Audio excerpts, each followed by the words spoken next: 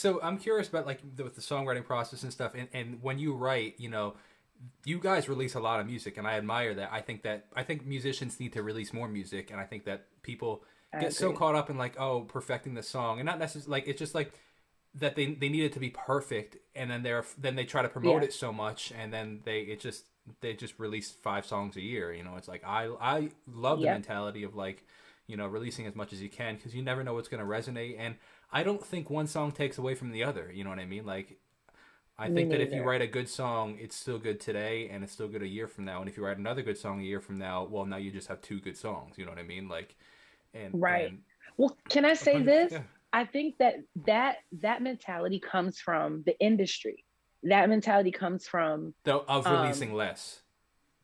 of releasing less, yes, because you have to capitalize off of what you've released, right? Sure. And so you have to make sure that people are only focused on this thing, that they give their money to Yeah. this one thing so that you can keep making music. And let's be honest, it takes money to make music. Sure. Like, so we're not crazy. They're not crazy for that.